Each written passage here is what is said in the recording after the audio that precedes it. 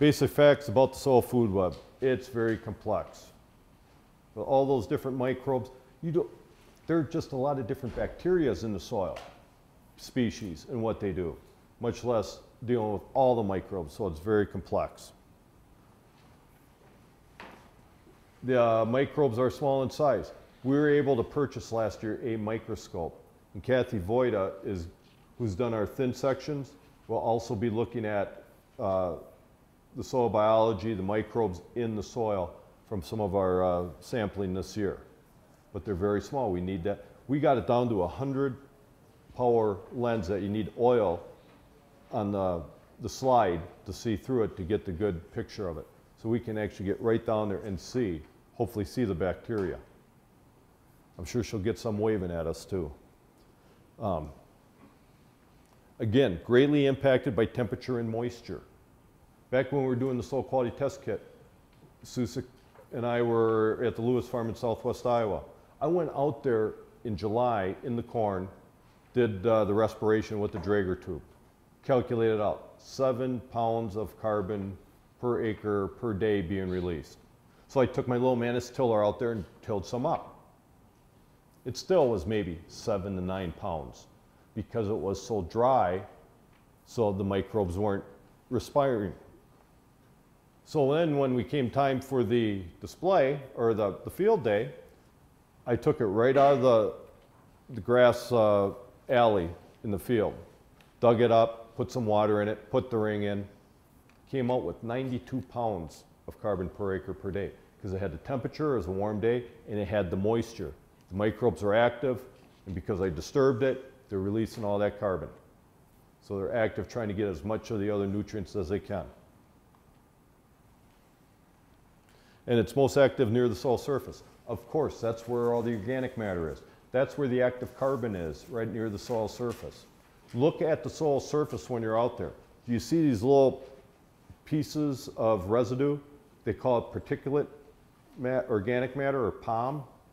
That's what breaks down to start forming the active carbon. If we don't have POM out there, those little particulate pieces of residue, we're not going to build up our active carbon either.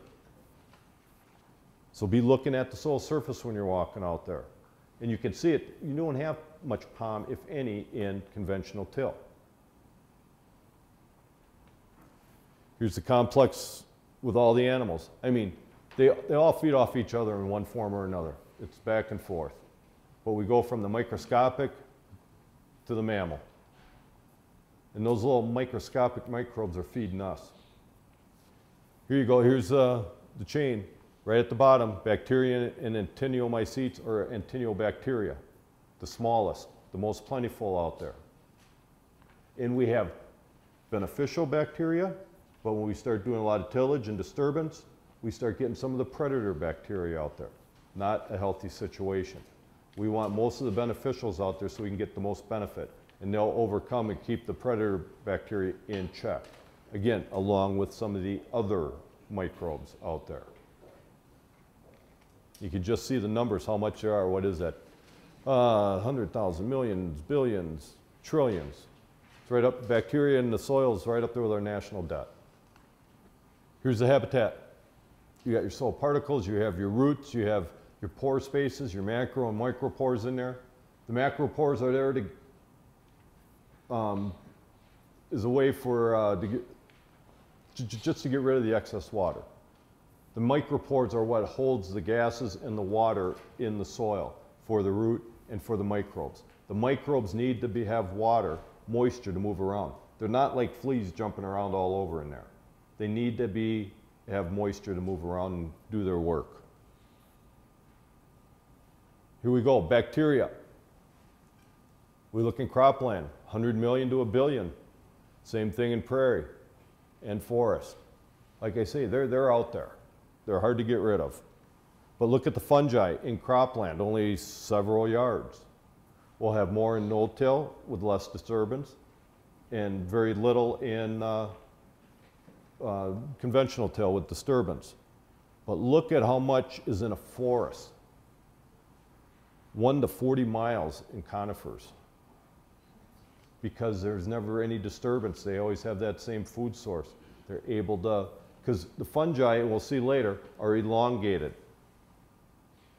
They're the pipelines that bring the food back. That one fungus. Well, and then what, in Michigan, they came up with the largest fungus ever seen, and how big it was, and someone else says ours is bigger.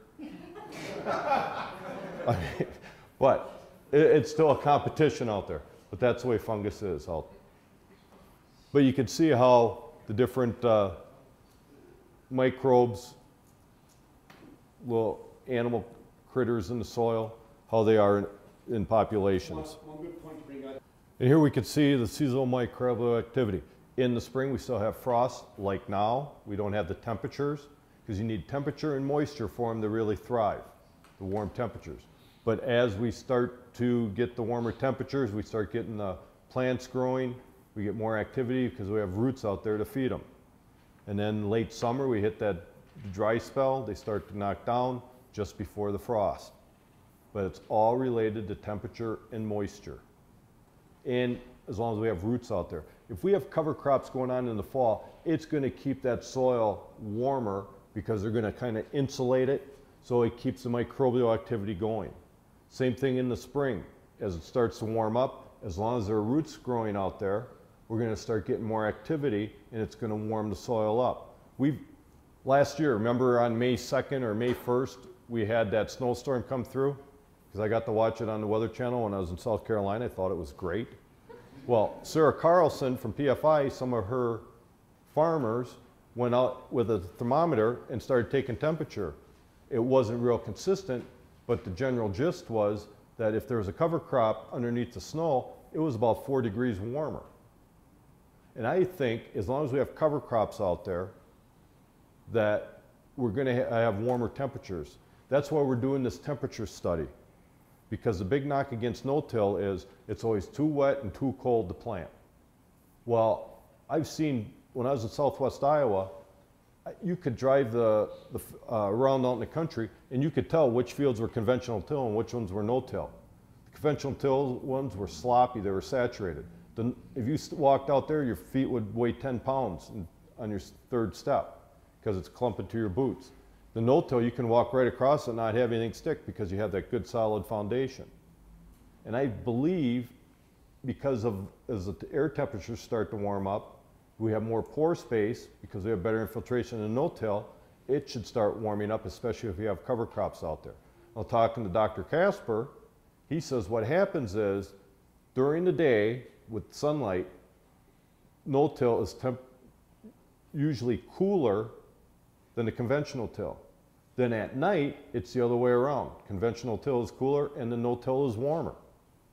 I think if we can have cover crops growing out there with the microbial activity, we can keep those soils warmer.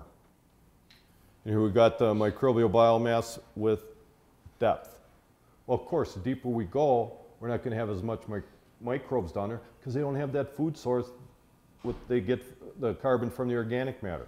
We're going to have our most microbially active place in the soil is right near the surface because that's where the active carbon is. That's where the easily accessible carbon is. And that's where we're going to have. Plus, we get a lot of these arthropods, the bigger insects, right at the surface, trying to eat some of the bacteria, fungi, and that sort of thing. So the most active part is right at the surface. That's why we want the residue on the surface to protect that surface when it rains. Here's the energy flow through ecosystem. You get the heat from the sunlight, the energy, it goes into the trees. It releases some heat, but some of it goes down into the soil to help to the roots to help feed the microbes. They start generating some heat. Some of it's lost, some of it is transferred to other microbes. But it's carbon is driving a lot of that too once you get into the soil because that's their food source. And it transfers the energy from one to another as they eat and decompose and eat the other dead microbes. Over here on the right-hand side with the consumers, which is near the surface, that's where the heat's released. But if we get the decomposers down deep, that's where we keep that heat in the soil to hopefully warm that soil up sooner in the spring. That's why I really think it's a misnomer, and we got to get some good temperature data to support this. Especially we can find these producers that are doing no-till with cover crops.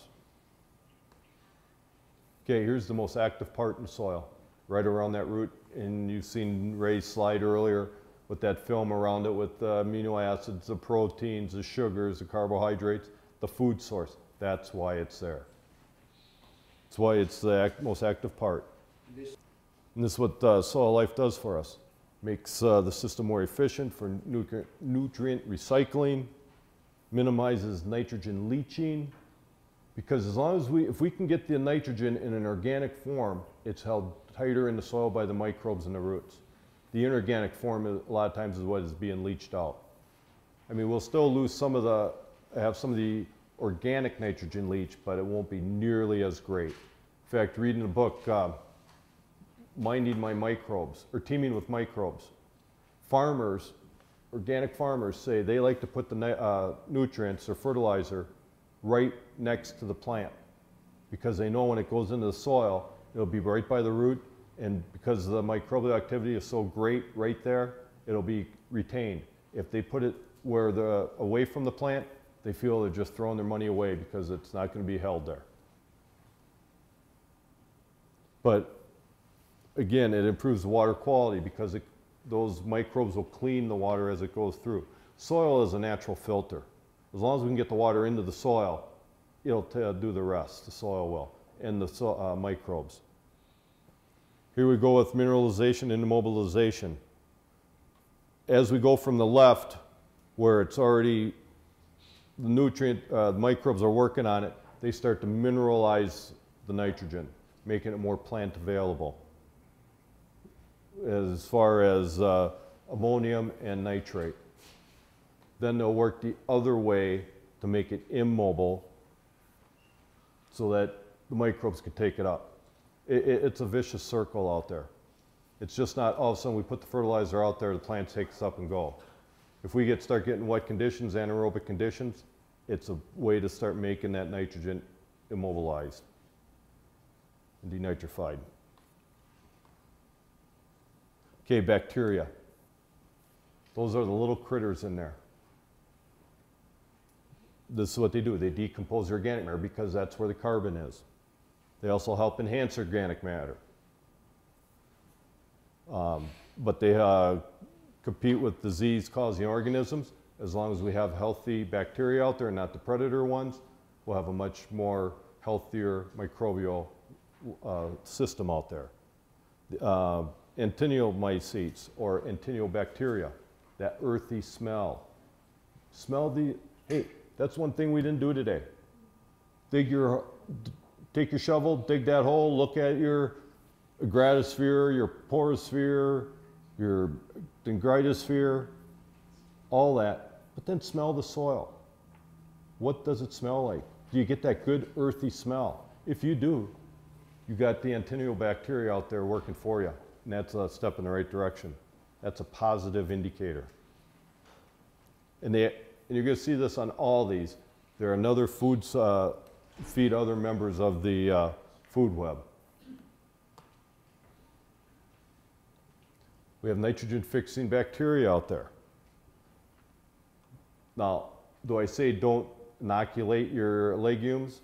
Yes, still do it until you get your good soil health going. Then I would experiment if you have to or not.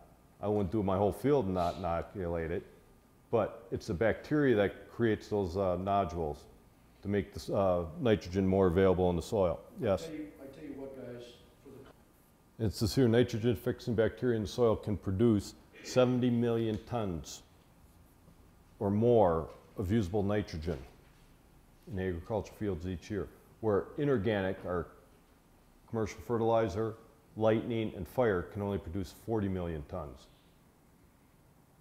That's because we're letting the soil do it for us. And another big push to have legumes, at least 3 species in your cover crop mixtures, because it can produce a lot of usable nitrogen in the organic form. Protozoals are single-celled animals out there.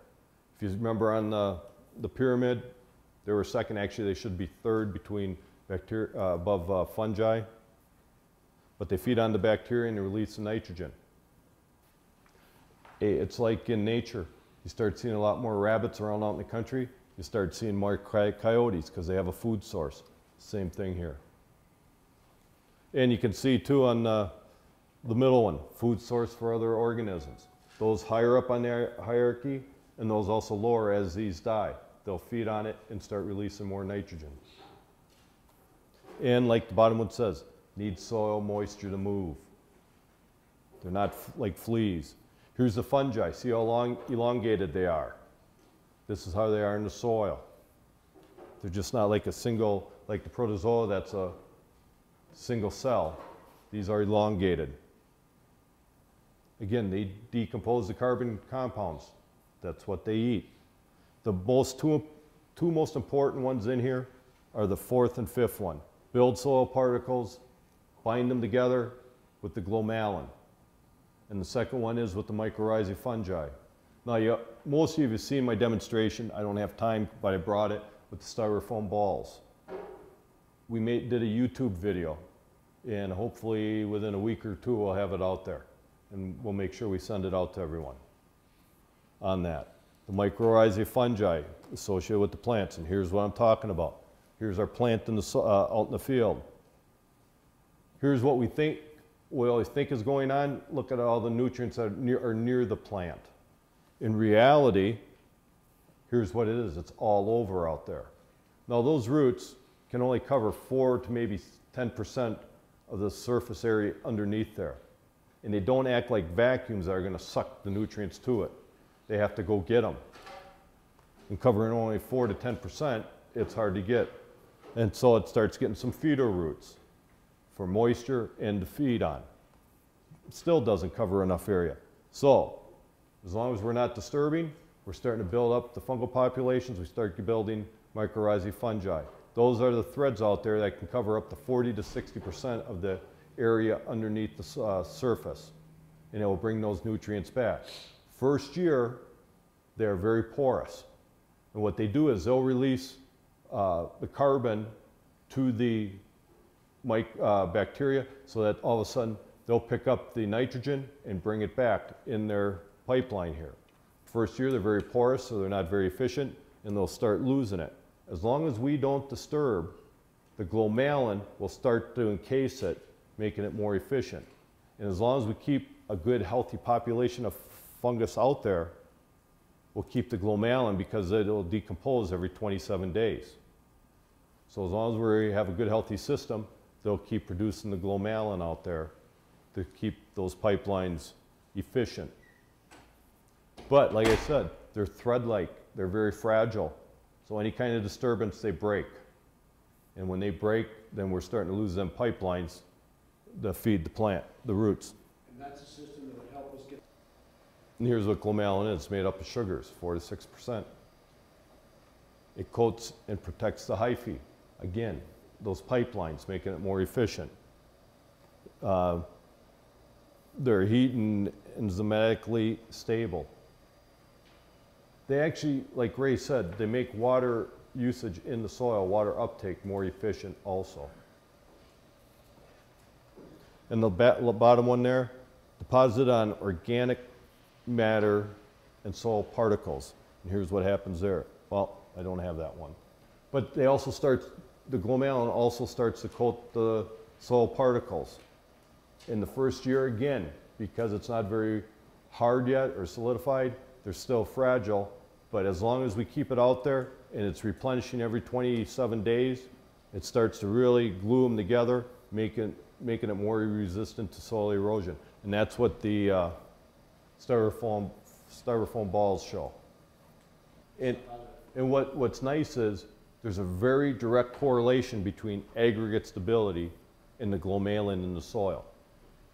So if we can determine what our aggregate stability is, we can figure that we can figure out how much glomalin we have out there too. It's a direct relationship. And on the next one, the one on the left is just under the microscope. You can see the kind of fuzzy hairs there. That's the mycorrhizae fungi. The one on the right, you can see those, they've dyed the glomalin. and you can see those hairs. Those are the pipelines. Here's what a mycorrhizal fungi looks like. You got that structure there right in the bottom, and then you can start seeing the root hairs going out in the soil to bring the nutrients back to the roots. And here's what increase the nutrients uptake of phosphorus and other nutrients. Again, build soil aggregates and suppress pests and diseases. That's why we want to have a balance between the fungi and the bacteria. Keep our soils healthy and keep diseases away. Fungal management, fortunately we don't have fallow fields, but in reality we have mini fallow periods, like when the corn and beans is harvested, if they don't do cover crops, those fields are mini fallowed because we don't have roots there growing to feed our microbes. And same thing in the spring, same thing's happening. If it gets hot out, sometimes we get those hot days in the fall after harvest, it's sucking the moisture right out of the soil. So I call those mini fallow periods. Pretty important to know that. As long as we can keep it in there, not disturb it. Here we have a nematode trapper. The fungal hyphae rings around we've all seen pictures of this in college. You'll kill the nematode, and then as it starts to die and decompose, it's feeding the fungi and the bacteria, because it's releasing nitrogen, which feed our soils. Arthropods, from mites to grasshoppers. We have different kinds of those, which we'll talk about here in a minute, but they shred the large plant residue so that the microorganisms can break it down. Improve soil structure. And I do have some slides and thin sections that Kathy did for us showing fecal pellets in the soil. Again, they help stimulate additional microbial activity because of shredding the plants and that, making it small enough for them to feed on. Here's the types of arthropods: shredders, predators, herbivores, and fungal feeders. Here's a shredder, the millipedes. They shred, burrow, and redistribute. So it gets into the soil, making it available to the other microorganisms, bacteria and fungi, and protozoa. Here's a predator. They eat the dead plant tissue, and they eat up the bacteria and fungal on the plant matter. Then they'll burrow and redistribute. The herbivore arthropods. Again, they basically eat the plant roots. Here we have fungal feeders, the springtails. The interesting fact is they feed on the disease-causing fungi. So it helps keep the fungal populations healthy. Here's the nematodes. They're non-segmented, worms. Easier for you guys to say than me right now. But again, this is what their sole purpose in life is. And again, the bottom one, provide a food source for other microorganisms. Here are the two nematodes. We've got a bacteria feeder and a fungi feeder. Keeps everything in balance. Now let's go to the earthworms. I am starting to hear more farmers out there, instead of bragging about yields, bragging about how many earthworms they have. And this is what they do. I mean, they're the ones that do the drillosphere to help get rid of the excess moisture, the water in the soil, take it deeper into the soil profile so it's available for the plants with deep roots to bring it up. They also help redistribute nutrients, get it deeper into soil profile. They bury the litter. Now, we all know that we don't see many earthworms in conventional till because we say we till, it's like having an earthquake out there. Well, the other thing is they like to eat the residue at the surface, that corn leaf. Well, if we're tilling, we're burying the residue, which is basically burying their food source. So they're getting the heck out of there. Okay, the Waverly Soils Office went out into Butler County. Last year we had a fair amount of prevent plant because of so much rain, standing water. One farmer that did no-till went out in his area that was going to prevent plant and disked it. One pass with the disc. The Waverly Soils Office went out in that field, went into the conventional till, and what they did was took 5 sites in that area, dug out a cubic foot of soil, and counted the earthworms. Then calculated it out to what it would be for an acre. In a conventional till, it was, what is it, just almost 61,000 earthworms. Sounds like a lot. 200 feet away, same soil type, did the same thing.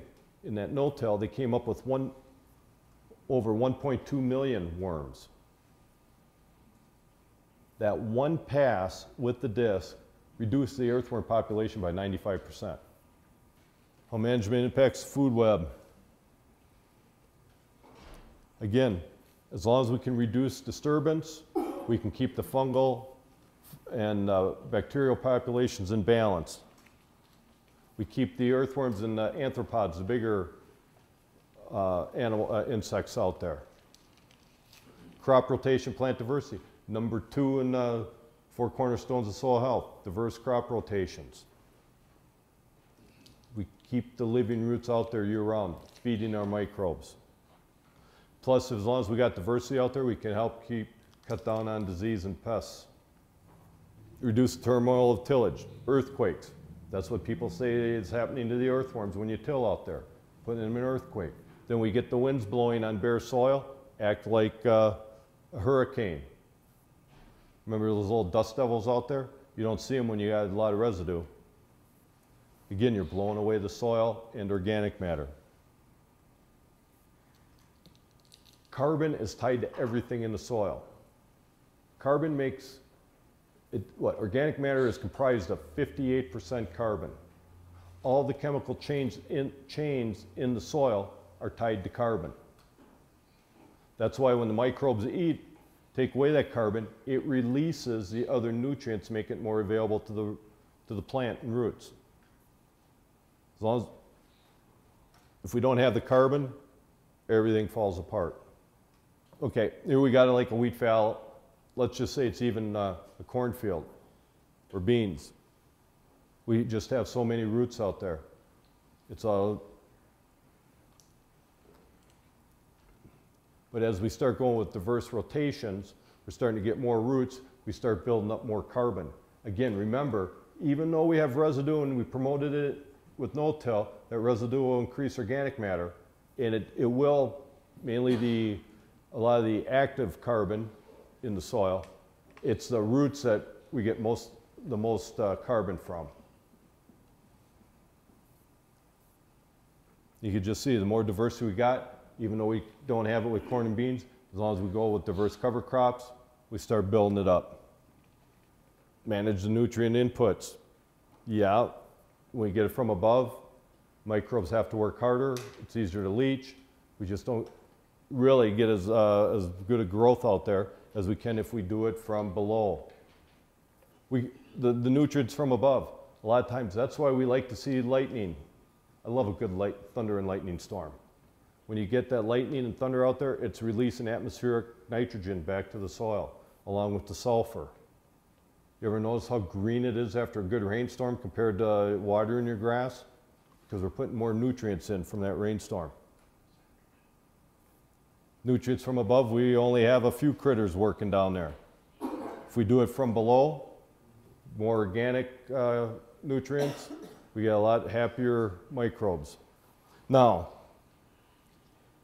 last year, we went out and we went to Washington County.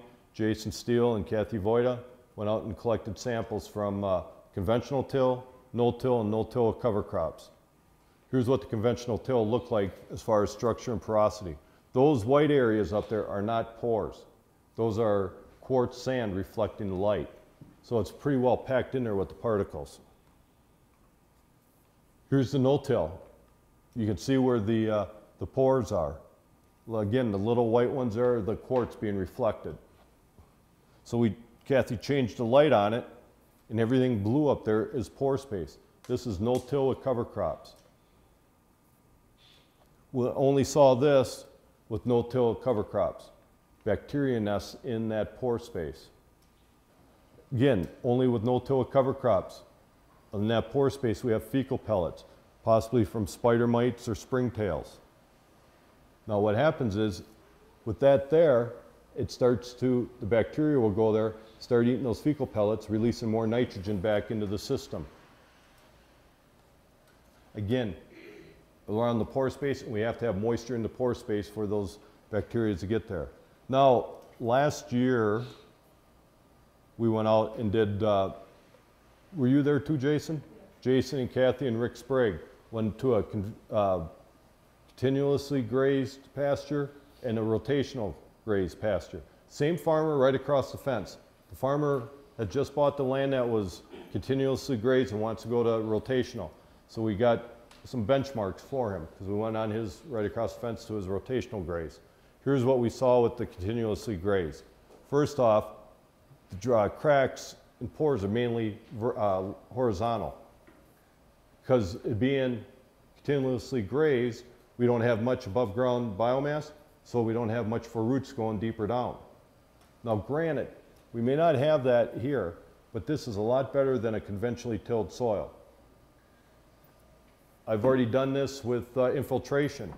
It still went in better than it would in conventional till, even because we still have the roots there and we have the microbial activity. Here's a rotationally grazed. Look at the pores, they're going more vertical, going deeper down because the roots are deeper. Rotational graze, here's fecal pellets from larvae. We had more of that in the rotational than we did, I think we had a little bit in the continuous, but not very much. Again, the food source for the bacteria. Close-up of the fecal pellets inside that pore. Here's the continuously grazed again.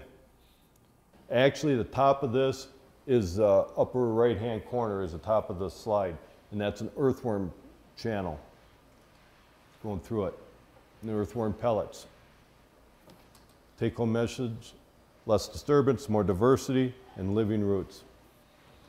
The only thing we didn't talk or have on there is the residue. Any questions? Well, let's take 5 minutes, and then Doug will come up and give this is a presentation on soil health on pasture.